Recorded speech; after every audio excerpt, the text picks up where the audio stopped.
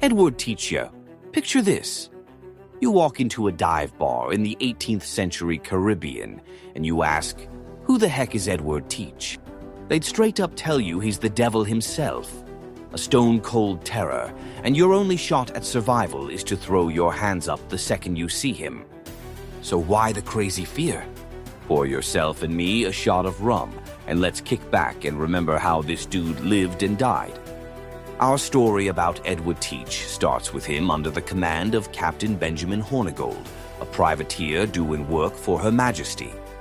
Our boy started his pirate hustle during Queen Anne's War for Spanish succession and proved he was one slick and fearless pirate. Plus, the dude could read and knew his way around a map, so he climbed the ranks quick. Captain Hornigold put him in charge of a sloop they'd snatched in a fight. Later on, with that sloop, Teach jacks a French slave trading frigate called Concorde, slaps 40 cannons on it, and dubs his new flagship the Queen Anne's Revenge. Now, historians scratch their heads over that name. What was Edward Teach trying to say? Who was he getting revenge on? Queen Anne kicking the bucket. Was he some long-lost royal cousin? Or was there another Anne in the picture? Maybe he swore some kind of oath. We ain't gonna get lost in that rabbit hole. Let's just agree that name sounds seriously badass. I mean, for real, compare how you'd feel getting chased by some pelican, fantasy lucky, or getting hunted down by the Queen Anne's freaking Revenge. Yeah, big difference. Anyway, Teach really went all in on his scary image. He grew this massive black beard, strapped 6 pistols across his chest, and before every fight, he'd stick lit fuses under his hat, the kind you use to light bombs. It made it look like his hair was on fire or smoke was pouring out of his ears. That, mixed with the crazy long black beard and wild-eyed stare, freaked out his enemies big time. He had his own pirate flag, a skeleton stabbing a heart with a spear in one hand and holding an hourglass in the other, which was supposed to scream, "Your time's running out. Surrender or you're toast." Blackbeard also got famous for never killing anyone who surrendered without a fight. But if you resisted, he'd blast and hack you to pieces, no mercy. That rep obviously paid off. Merchant ships mostly gave up without a peep, and from their surviving crews he could even recruit some desperate new guys. Folks back then said the dude was straight up nuts. One time he was like, let's make our own hell right here, right now, and see who can take it the longest. So he pulled this tough guy stunt, went down into the hold with a couple of his crew, lit a barrel of sulfur on fire, and just sat there taking it. The sulfur smoke was burning their eyes. They couldn't breathe. And his guys, coughing and swearing, declared him the bravest and toughest dude around and begged him to let him out of that homemade hell. They also tell this wild story about how during a drunken party, Teach just shot his own first mate in the leg, just to remind the crew who was boss. Bottom line, life with him wasn't boring. Good captain, interesting team-building exercises. But the golden age of piracy was starting to fade. The War of Spanish Succession was over. Privateering licenses weren't being handed out anymore, and in 1717, the royal governor of the Bahamas, Woodes Rogers, announced a last chance for all English pirates to go straight. Anyone who came in and repented would get a full pardon. Benjamin Hornigold, Teach's old boss, jumped on that offer quick.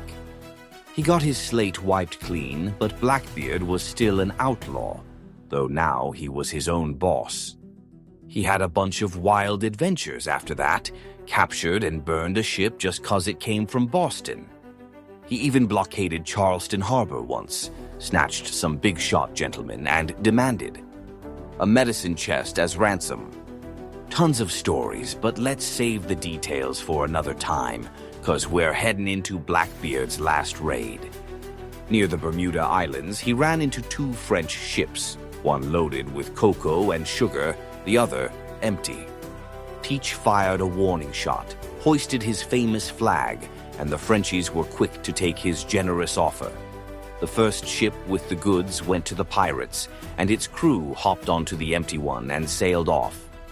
Everyone lived, kinda boring for a last hurrah, right?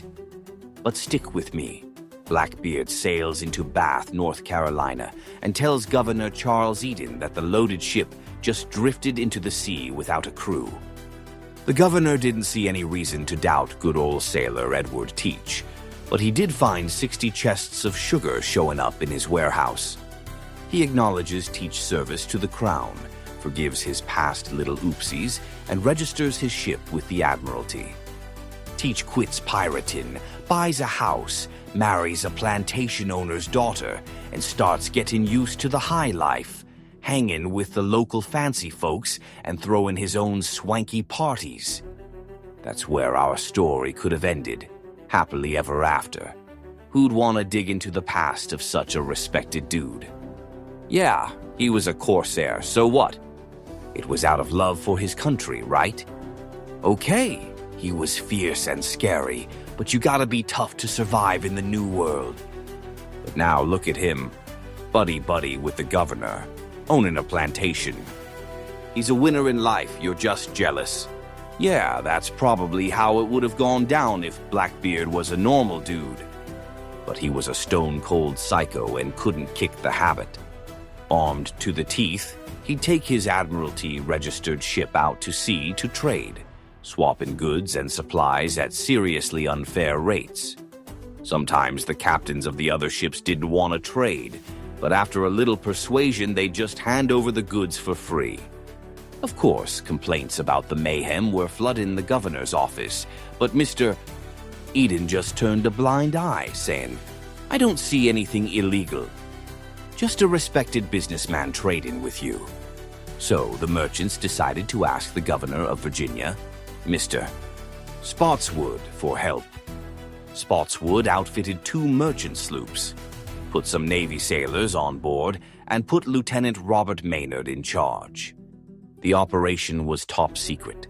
Only Maynard himself, his crew, Governor Spotswood, and Governor Eden knew about it. You won't believe it, but someone tipped off Edward Teach, and instead of getting ready for a fight, he just got hammered. True pirate style. But Lieutenant Maynard? He had a plan. He had more guys, but no cannons, so he hid his crew down in the hold. When Blackbeard blasted him with grape shot, nobody got hurt. And when the smoke cleared, our drunk pirate, seeing nobody on deck, yelled, "Ha! Got 'em all!